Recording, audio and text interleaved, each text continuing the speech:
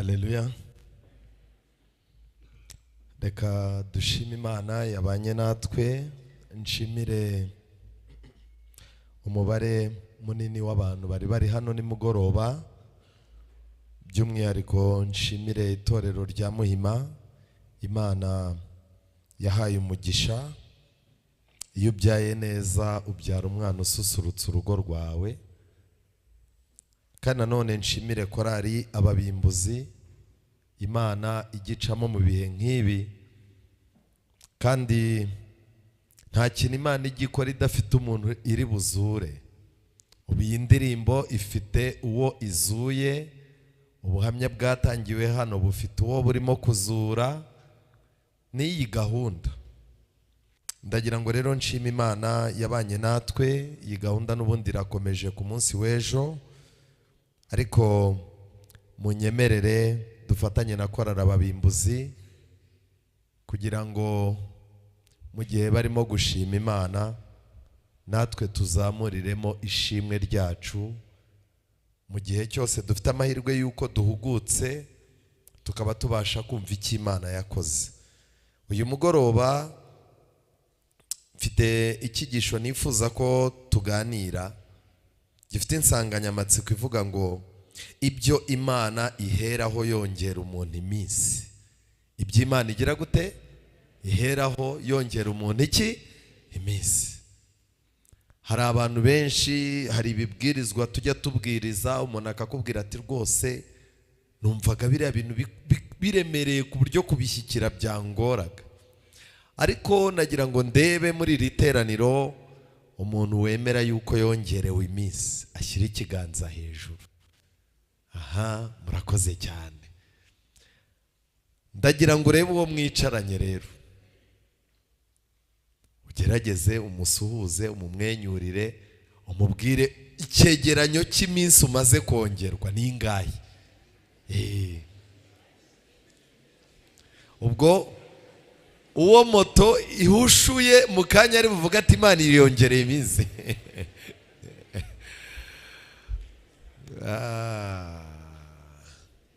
None ni iki Imana iheraho yongera umuntu iminsi? Abantu bajya bahimba ibitekerezo bidafite aho byanditse muri Bibiliya. Iyo muganiriye barakubwira bati rero umuntu afite amahirwe Imana yamwongereye iminsi. Ukabaza uti se byagenze gute? Ngo umuntu yari ahari, ngo n'imbwa ihari, ngo n'ikira, ngo n'inguge. Noneho ngo biraho, ngo noneho ngo byari birimo ngo kuburana ngo kw'Imana, ngo yabihaye imyaka myinshi ngo bibona ari y'umuruho. Noneho ngo imbwira aho ngaho igihe yari irimo kuvuga iti imyaka rwose irangoye ni myinshi, yigabanye.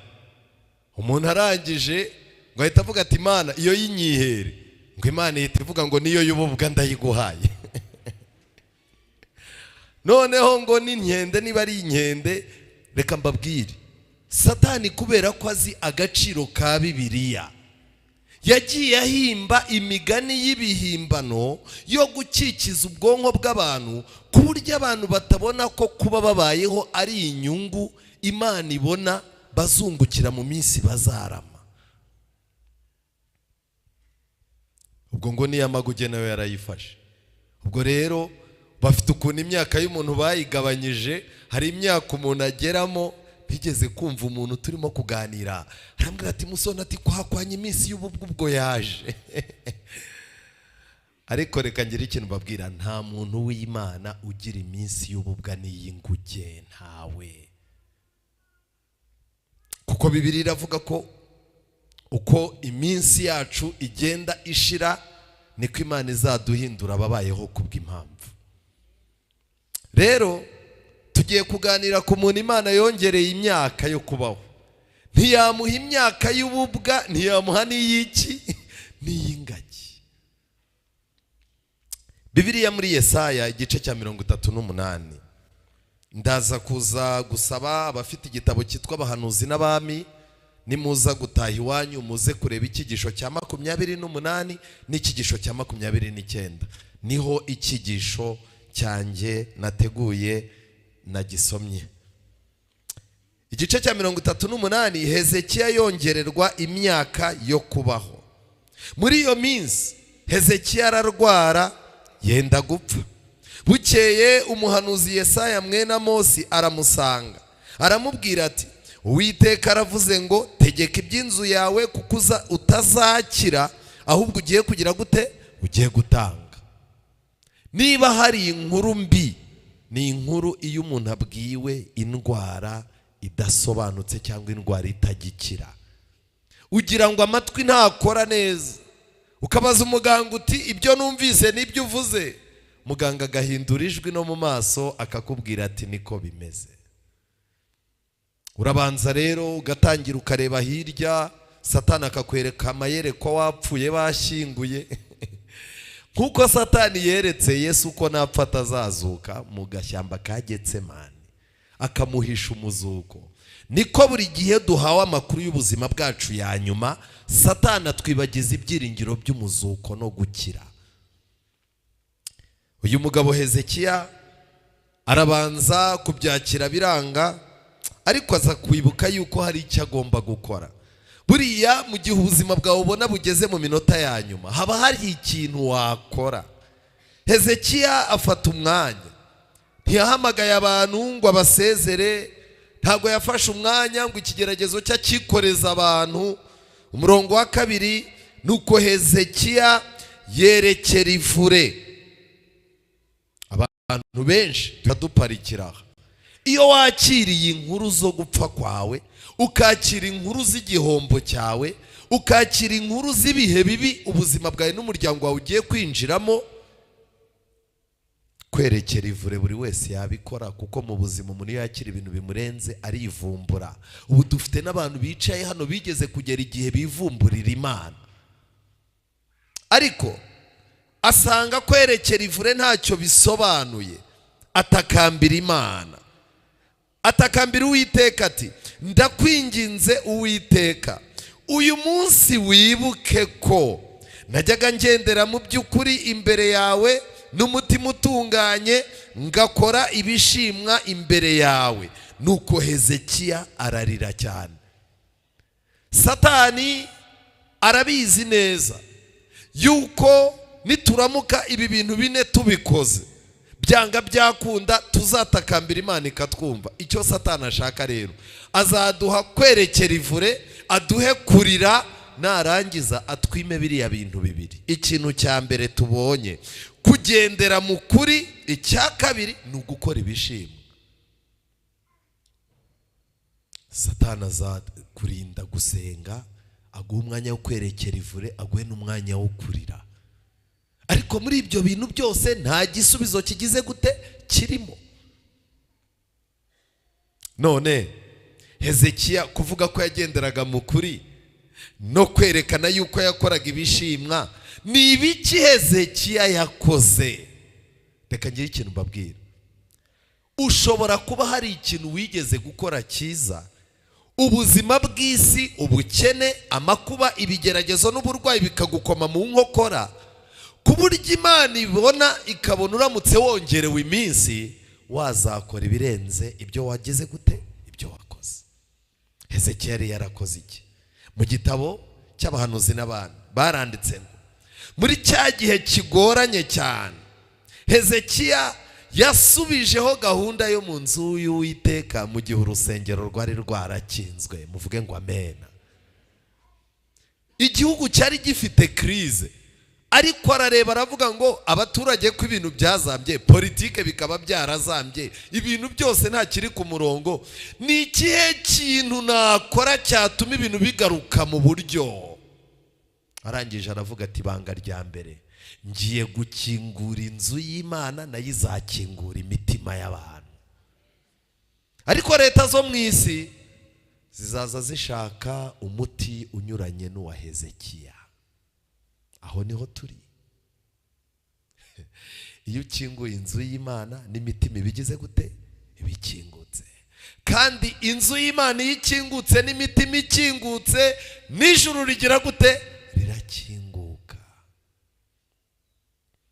icya kabiri yari yarakoze, abatambyi n'abarewi kubera situwasiyo yari yarabaye mbi, bari baragiye ubuzima burabacupiza, baracupira cyane ku buryo cyari igihe kigoye, ku buryo umuntu umureba ukamubwira uti kuba umureba ubona utaribeshye ko buriya waratekereje. Mu gihe nk'icyo ngicyo yashyizeho ni abakozi b'Imana batazaza bagenda bambaye imyenda icitse kugeza ubwo umuntu agaye umurimo w'Imana. Ntuzanezezwe nuko umukozi w'Imana umubona asa n'abandi bantu. Hagomba kuboneka ikintu kimutandukanya n'abandi, uzamufashe mu bibazo, uzamufashe mu bigeragezo. Buriya nagira ngo mbabwire, amaturo mutanga, icyacumi mutanga, nicyo gutuma umurimo w'Imana ukomeza kugenda. Ariko abantu benshi mu bihe byashize, nigeze kumva umuntu yandikira umuntu aramubwira ati baba pasitoro bari batunzwe n'amaturo bararya iki, bahame hamwe babibisambo.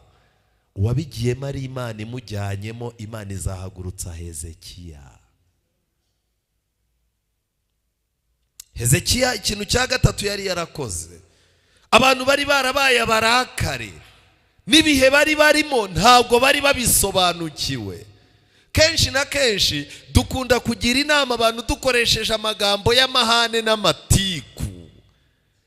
Nasomye mu gitabo abahanuzi n'abami ngo yashatse imvugo yakoresha ngo ahumure abantu bamenye ibihe bigoye barimo, ngo arangije ategura amagambo meza kandi magufi, afata umwanya ahagarara imbere y'abantu, yirinda kuvuga nk'umwami, avuga ahubwo nk'utumwe n'Imana, asaba Imana guhumura ubwoko bwarahumutse. Buri muntu wese asanga yacitse intege, gukunda Imana muri we kwacitse intege, ibintu byose barimo gukora byaranze, abantu barahumuka bamenya igihe barimo.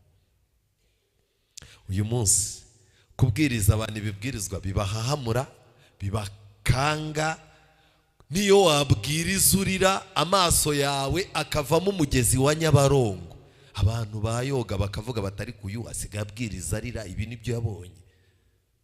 Dukeneye gusaba Imana kwiga kuvuga no kuvugana n'abantu batazi igihe bagize gute basohoyemo.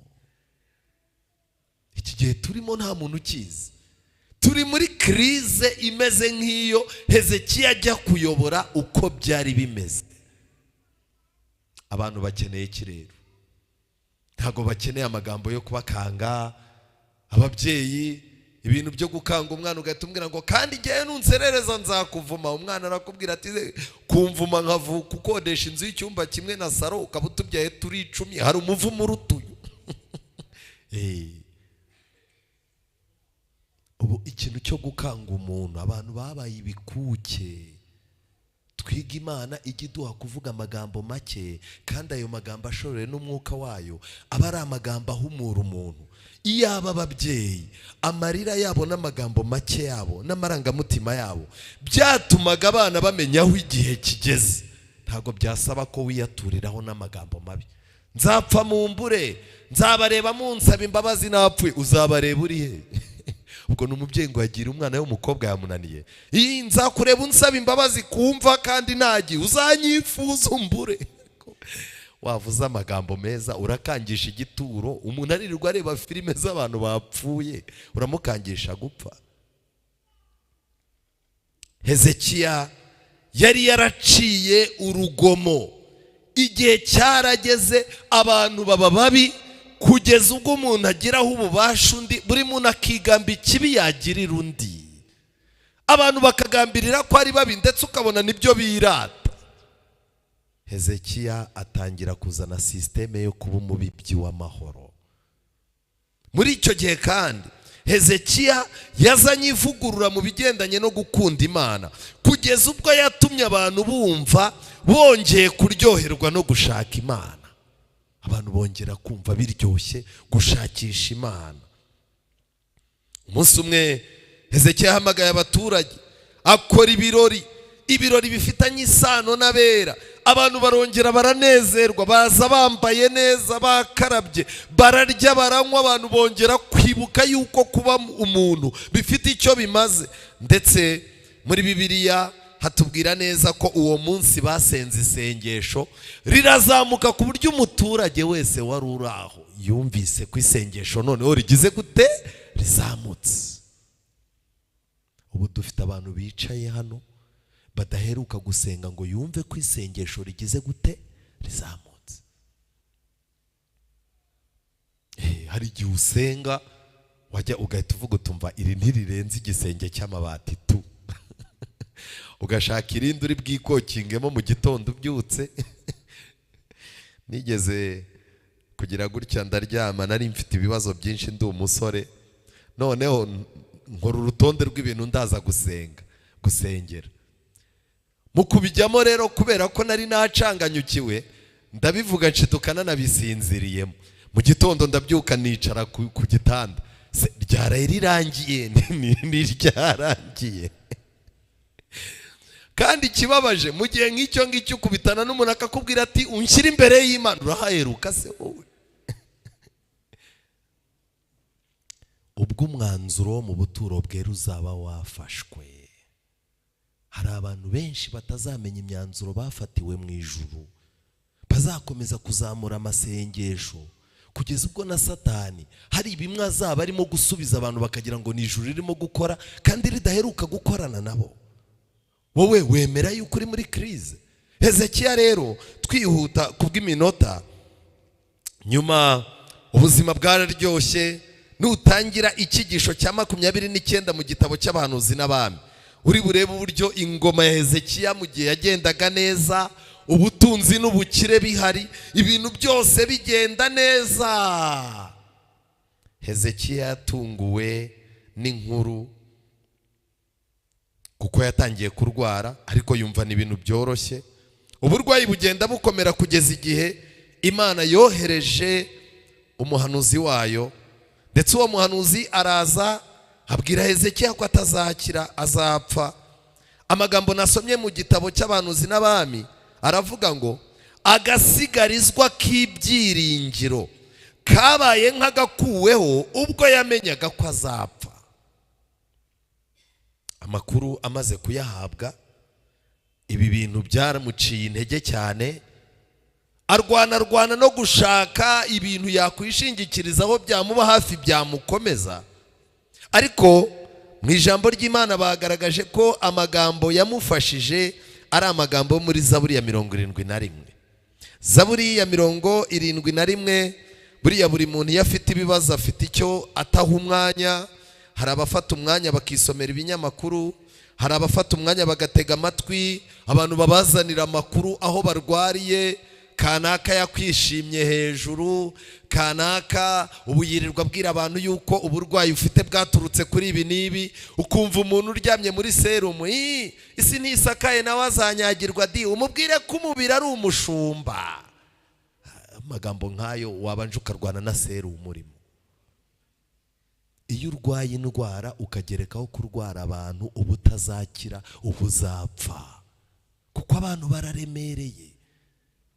Hezekiya yifashishije Zaburi ya 71. Muri iyi Zaburi umurongo wa 5, Bibiliya iravuga ngo kuko ari wowe byiringiro byanjye Mwami Uwiteka, ni wowe nizera uhereye mu buto bwanjye, ni wowe njya nishingikirizaho uhereye mu ivuka ryanjye, ni wowe wankuye mu nda ya mama, nzajya ngushima iminsi yose. Ndi ishyano ritangaza benshi, ariko ni wowe buhungiro bwanjye bukomeye. Akanwa kanjye kuzuza ishimwe ryawe n'icyubahiro cyawe umunsi wire. Ntunte mu gihe cy'ubusaza, ntundeke mu gihe intege zanjye zigize gute, zishize. Murongo wa 12, Mana ntumbe kure, Mana yanjye tebuka untabare. Nimureba ku murongo wa 18, haranditswe ngo Mana ntundeke kugeza igihe mera imvi z'ubusaza, ntarabwira b'igihe kizaza iby'amaboko yawe, ntarabwira abazavuka bose gukomera kwande kwawe. igihe cyose Imana irimo kubwira umuntu, arimo kubwira Imana ati Imana ndimo ndahumuka, hari ibintu nagombaga gukora ntakoze, hari uburangare nagize, nyongerera iminsi, atari yo kugira ngo nishime ku banzi banjye, si iminsi yo gutwika no kurya ubuzima, niyo kugira ngo nzagire icyo mbwira abazakurikiraho. Ibi bintu Imana irabyumva.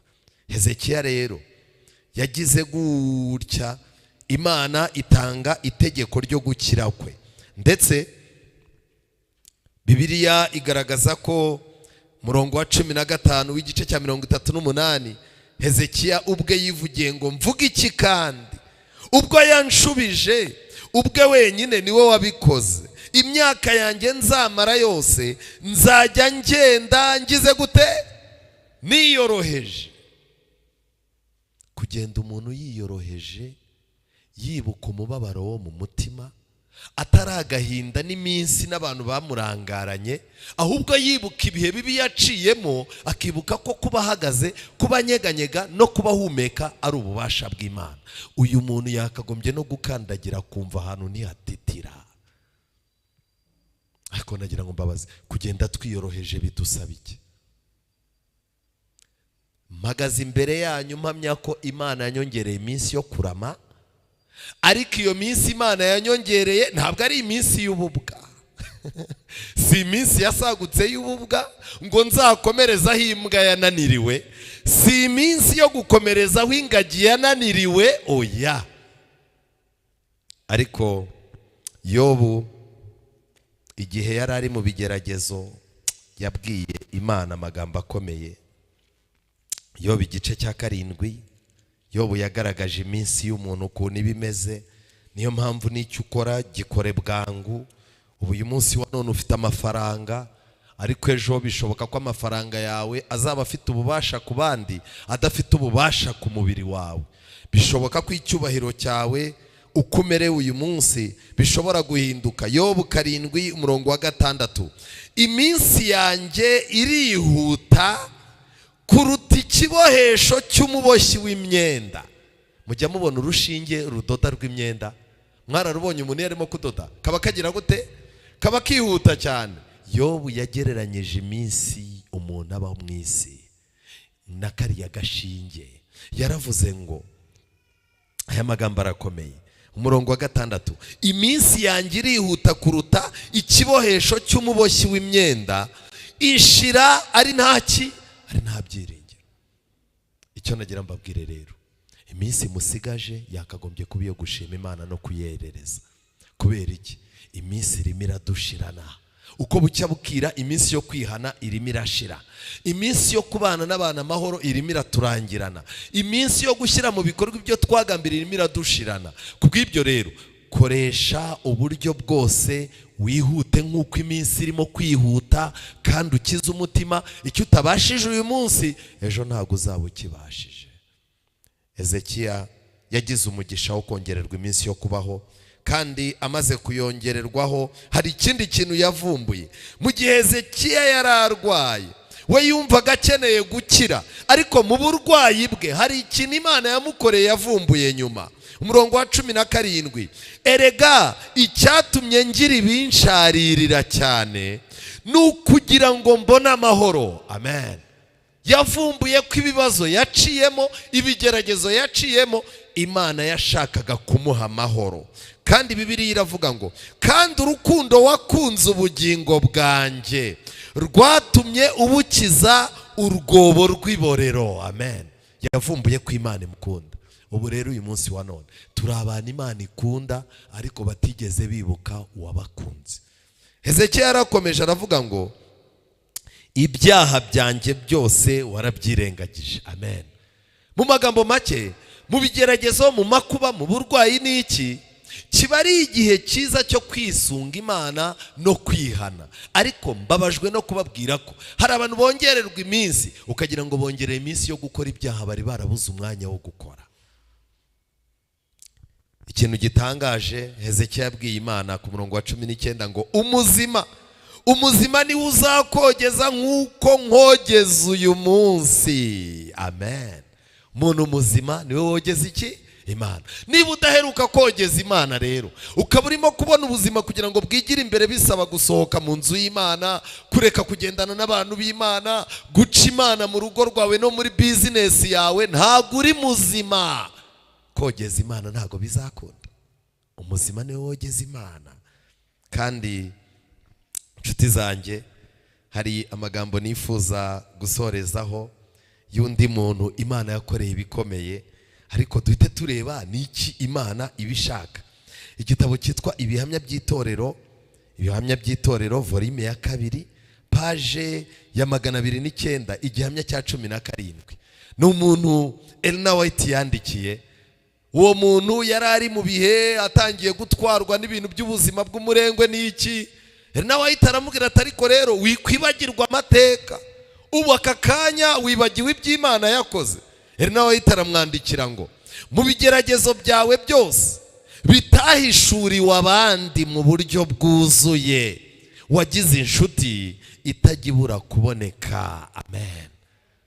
Imana yaragiye ijya mu bigeragezo by'uyu muntu, irangije ituma bimwe babimenya, ibindi ntibagira gute, ntibabimenya. Kubera iki? Ntukajye ushaka ko mu bigeragezo byawe ibibazo byose ufite abantu babimenya. Bazabikora wikize. N'ubu ngubu mwarabibonye ko hari ibigeragezo ducamo, wajya no gushima Imana hakaba iby'Imana ikubwira ngo ibibu biretse ntacyo bigize gute, ntacyo bisobanuye. Imana ikavuga iti ibi ni ukuremerera imitwe y'abantu, bireke. Narabibakinze ntibabimenya, wijya kubibabwira ntacyo bigize gute, bibamariye. Wagiye ubabwa hafi n'inshuti itagibura kuboneka, ya yindi yavuze iti ndi kumwe namwe iminsi yose kugeza ku mperuka y'isi. Igihe yari akiri mu isi yakorwaga ku mutima n'intimba z'abantu, nubwo kuri ubu yazamutse akajya kuri se, kandi akaba aramywa n'abamarayika bumvira amategeko ye mu buryo bwihuse. Umutima we wakundaga, ukagira impuhwe, ukababarana n'abandi, ntiwigeze uhinduka. Ukomeza kuba umutima w'impuhwe zitajya zihinduka. Uwo Yesu yari azi ibigeragezo byawe, kandi ntiyigeze agusiga wenyine ngo urwane n'ibishuko, uhangane n'ikibi, maze ngo amaherezo wicwe n'imitwaro n'agahinda. Binyuze mu bamarayika be yarakongoreraga ati ntutinye kuko ndi kumwe nawe. Amen. Hari igihe umuntu abwira Imana ngo warandangaranye, Imana ikavuga iti rero umuntu wacu yahumye, mumurinde, mumugaburire, mufashe abana be n'iki, kugeza igihe azagira gute, azahumukira. Ni njye wa wundi uriho. Icyakora nari narapfuye, ariko none dore mporaho iteka. Nzi imibabaro yawe narayihanganiye, nzi intambara urimo kurwana. Uwo ni Yesu urimo kubwira umuntu uri mu byago. Nahuye nazo, nabonye amarira yawe, nanjye nararize. Amen. Iyo Yesu arimo kuza ku muntu uri, aramubwira ati nabonye amarira yawe, kandi nanjye nigeze kugira gute, nigeze kurira. Ibyiringiro byawe byo mu isi byarashize, ariko reka ijisho ryawe ryo kwizera rizamuke, maze ricengere mu mwenda ukingiriza, maze aho aba ariho ushinga ibyiringiro byawe, ugukomezwa guhoraho kuzaba ukwawe, kuko ufite inshuti kunambaho ikakurutira umuvandimwe. Amen. Ngo aya magambo niyo Yesu abwira umuntu uri mu bigeragezo. Bene wabo baragize gute, baregeyeyo. Cya gihe uba urimo kubaranga ubu ku rusengero barihe, ba bantu turirimbana barihe, ni ukubabona mu myenda ya Mifemu na Jiya, ubu bahingutse he? Ariko mana ubundi ubu waranyibagiwe koko. Yesu araza akakubwira ati tuza, shyira umupira hehe, hasi. Ntago warwara indwara ngo urware n'abantu. Uyu mudamu Ellen White yaramwandikiye, aramubwira ngo nk'ingaruka y'imibabaro yawe n'ibigeragezo byawe byihariye, ubuzima bwawe bwarahazahariye, inshuti z'umurimo w'Imana zari nkeya, kandi benshi muri bo bari n'abakene. Ukaba ufite ikibazo, abaje kugusura bakaba bake, nabo baza ugahita uvuga uti ngize umugisha baraje. Wabareba ugasanga nabo urimo umuntu arimo araguha ubuhamya ati nanjye naburaye. Ukavuga se Imana irabona mfite ibibazo by'amafaranga yo kwa muganga, ubu yohereje umuntu waburaye ngo amarire iki? Ariko ku Mana iba yohereje umuntu ukize, kuko icya mbere ntukeneye amafaranga, mbere ukeneye kumenya umutima wo gushima. urwaye indwara yo kuvuga ko Imana yagutaye. Rero ntabwo kugira ngo umenye ko Imana itagutaye ari uko haza bazanye amafaranga bo mu butabazi. Imana irabanza kohereza abirimo gufasha baburaraga bakaguha ubuhamya. Uyu mubyeyi muri iki gihe bitewe n'imbaraga y'abadivantisti bari bafitanye n'itsinda ry'abaprotestani bakundaga kubyina mu misengere yabo, kandi ukaba wari ubafitiye icyizere bitewe n'uko bari barakubereye inshuti mu gihe cy'amakuba, byaguteye kujya muri iryo tsinda mu gihe runaka. Umumama yabonye ibibazo bicanire bibaye byinshi, aravuga ati iri dini nta rukundo rurimo. Atangira kubona abantu b'abanyamyuka basengaga biriza, harangije abona bose baramwereka impuhwe nyinshi, naho baramushaka nk'umuyoboke, ntago bamushaka nk'umuntu bafasha. Arangije ngo acika mu rusengero, acika mu itorero, akazaza yihisha akajya kureba abo bantu. Noneho rero icyabaye niki? Icyakora abamarayika b'Imana ntibakuretse, baragufashije kandi bari bameze nk'inkike z'umuriro ahakuzengurutse. By'umwihariko abamarayika bera bakurinze imbaraga ziyobya zari ziganje muri abo bantu.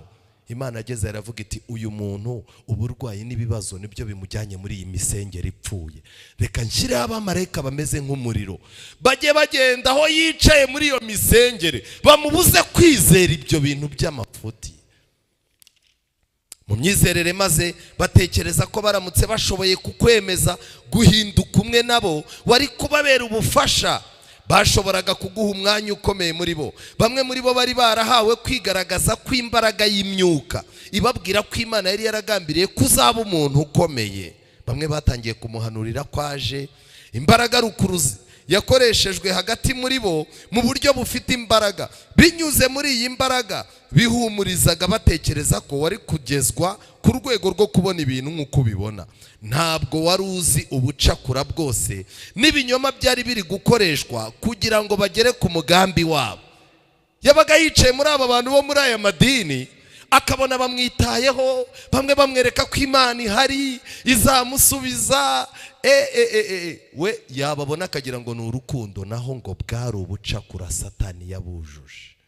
Dufite umubare munini w'abadivantisti birirwa mu matsinda y'amadini yayobye, Bibiliya barazibitse, birirwa bagendana amacupa y'amazi, bagendana amavuta baguze kuba pasitoro ngo bafite isezerano. Hari abagendana ibintu bajunditse mu gitondo ntumusuhuze ngo agusubize, kandi aho bari babona abantu bumva. Nageze mu bantu bagaragaza urukundo. Buriya abadive muhora mukonje, mbega abantu uritsamura bakavugira rimwe bati uragira gute? Urakire, bakore mu ikofi sebo. Uyu muntu Imana yaramurinze, Uwiteka yarakubungabunze. Byasaga naho hari umucyo ukuzengurutse uturuka ku bamarayika bakorera abantu, ku buryo umwijima wari wiganje hakuzengurutse utashoboye gutwikira uruziga rw'umucyo. Ukuboko kwawe kurwaye kwakubereye umubabaro ukomeye, wagiye iburyo n'ibumoso ushakisha ubufasha. Hano nanone wemeye ko hari umugore ukugeragerezaho ubuhanga yirataga ko afite. Uyu mugore yari umukozi wa Satani wihariye. Bitewe n'ibyo yakoze wari hafi yo kubura ubuzima bwawe. Haje umugore ubeshya ko afite umwuka w'Imana, afata ibintu by'amarozi n'ibyo bintu byabo byo gusenga n'iki, babikubitamo uyu mugore. Ariko ngo iyo hataba abamarayika b'Imana aho hantu yari kuhagwa. Hano nanone Imana yarahitambitse. Iyo bitaba bityo ubuzima bwawe buba bwarahagendeye. Uyu mugore Imana imaze kumurinda yamukuye muri abo bantu no muri ibyo bintu by'amarozi n'ibiki byose, imugarura mu nzu yayo. Ariko byagenze gute? Byarangiye agiranye n'Imana isezerano, kuko Imana yaramwitegereje. Aho wagiranye isezerano n'Imana, ko Imana nikurindira ubuzima kugira ngo ubashe gukorera abana bawe, wari kuba umwami Imana. Icyo ni icyambere wagambiriye, ukaba ari ukorera gusa. Wari kwegurira imibereho yawe kuyihesha icyubahiro, kandi ko wari gukoresha imbaraga zawe kugira ngo umurimo wayo utere imbere kandi ukore ibyiza mu isi. Abamarayika banditse isezerano wari usezeraniye Imana. Amen. baba mareka bamurindaga bamukuye muri bya bintu by'amarozi n'ibiki byose. Umunsi umwe yararyamye abwira Imana ati ntabara, nirukanse mu bintu bihwitse n'ibidahwitse, ariko aho bigeze nshyize umupira hasi, ntabara undinde kwahagira. Ubuzima burimo buratakara, ubugingo bw'iby'umwuka burimo buratakara. Imana iramwumva, arangije arayigambira arabwira ati nunkiza nzagukorera kandi n'umurimo wawe nzawukora, nzashyigikira umurimo wawe. Icya gatatu, nzabeshwaho no gukora ibintu byiza ndi mu isi. Imana ibwira abamarayika ati ako kantu mu bintu yavuze mu burwayi bwose, ako naba ariko mwandika. Amen. Abamarayika barabyandika. Nawe itarangije aramwandikira, tumva rero uyu munsi kubera icyo uhagaze, by'umwihariko njyewe neretswe ko Imana yakoze mu buryo butangaje, maze urindwa n'igitangaza cy'imbabazi zayo, kugira ngo ube inyubako nzima y'urwibutso rw'imbaraga y'Imana ikiza. Amen. Imana yaramufashe imwongera iminsi yo kubaho, arongera aba muzima, ahinduka inzu Imana yamamarizaho. Yazaza atambika abantu bakavuga bati uriya muntu Imana yo mu ijuru iracyariho. Reka ngire ikintu nkubaza, uri inzu, uri inyubako y'umwuka y'urwibutso rw'uko Imana ifite imbaraga.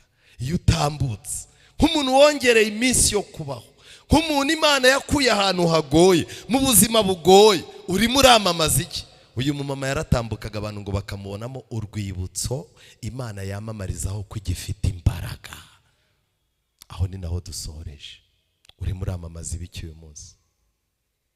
Hano hari abadamu Imana yongereye iminsi yo kubaho bagiye kubyara. Hari abagabo bari ahangaha.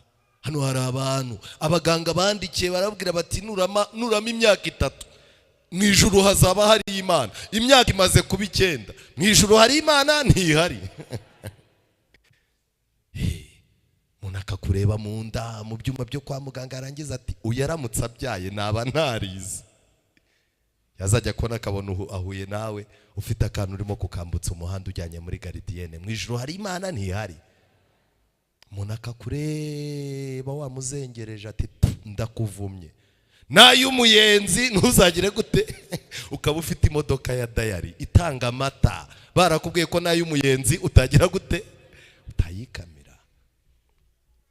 Uru rwibutso nugenda jya wibuka ko uru rwibutso Imana irimo kwamamarizaho ko igifite imbaraga zo gukiza. Imana yo mu ijuru bamera umugisha mu izina rya Yesu.